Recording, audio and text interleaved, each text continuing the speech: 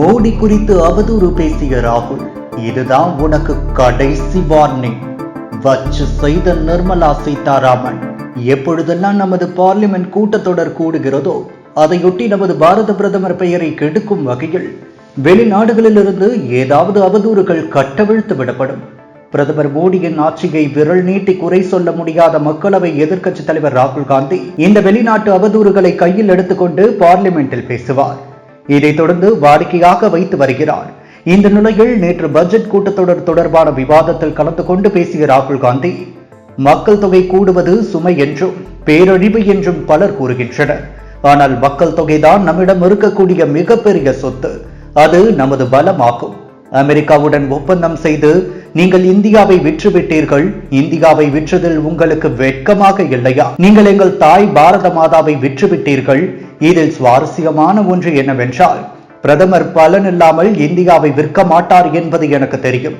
அவர் ஏன் இந்தியாவை விற்றார் என்பது உங்களுக்கு தெரியுமா? ஏனென்றால் அவர்கள் அவரது கழுத்தை பிடித்திருக்கின்றனர். ஒன்று தொழிலதிபர் அதானி மீதான அமெரிக்க வழக்கு, மற்றொன்று இன்னும் ரகசியமாக வைக்கப்பட்டுள்ளது. எப்ஸ்டீன் கோப்புகள் தொடர்புடையது. எப்ஸ்டீன் தொடர்பான 30 லட்சம் கோப்புகள் வெளியாகியுள்ளன. ஒருவேளை இந்தியா கூட்டணி அமெரிக்க அதிபர் டொனால்டு டிரம்புடன் பேச்சுவார்த்தை நடத்தியிருந்தால், எங்கள் மக்களின் தரவுகளை நீங்கள் பெற விரும்பினால் எங்களை சமமானவர்களாக கருதி பேசுங்கள், எங்களை உங்களது பணியாட்களை போல நடத்தாதீர்கள் என்று நிபந்தனைகளை வைத்திருப்போம். இந்திய மக்களின் தரவுகளை அமெரிக்காவிடம் ஒப்படைப்பதன் மூலம் பிரதமர் மோடி இந்தியாவின் எதிர்காலத்தை சரணடைய வைத்துவிட்டார் என்று ராகுல் பேசினார். ராகுலின் இந்த குற்றச்சாட்டுக்கு தக்க பதிலடி தந்துள்ளார் மத்திய நிதியமைச்சர் நிர்மலா சீதாராமன். அவர் இது குறித்து பேசுகையில், நம் தரவுகள் வெளிநாட்டுக்கு செல்வதாக ராகுல் கூறுவது தவறு. எதுவுமே தெரியாமல் வாய்க்கு வந்தபடி அவர் உளறுகிறார். தாக்கலான நிதிநிலை அறிக்கையை ஒழுங்காக வாசிக்காமலேயே எங்களுக்கு அறிவுரை சொல்ல மட்டும் சபைக்கு வருகிறார். நாட்டை விற்பதற்காகவும் சரணடைந்து விட்டதாகவும் அவர் கூறுகிறார்.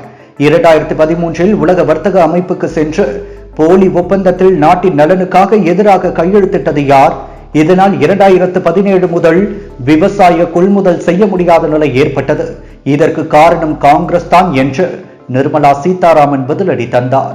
அதேபோல் நாடாளுமன்ற விவகாரத்துறை அமைச்சர் கிரண் ரிஜிஜு பேசுகையில், ஆதாரமற்ற குற்றச்சாட்டுகளை ராகுல் முன்வைக்கிறார். அதற்கு அமைச்சர்கள் பதில் கூற முயலும் போது காது கொடுத்து கேட்காமல் ஓடிவிடுகிறார். இதுதான் அவரது வாடிக்கையாகவே உள்ளது. மக்களவை எதிர்க்கட்சி தலைவர் பதவிக்கு பொருத்தமான நபர் நமக்கு கிடைக்காதது பெரும் துரதிர்ஷ்டம். ராகுலின் பொய் குற்றச்சாட்டுகளுக்கு தகுந்த ஆதாரங்களை தராவிட்டால் கடுமையான பின் விளைவுகளை அவர் சந்திக்க நேரிடும் என்று கடும் எச்சரிக்கையை விடுத்துள்ளார்.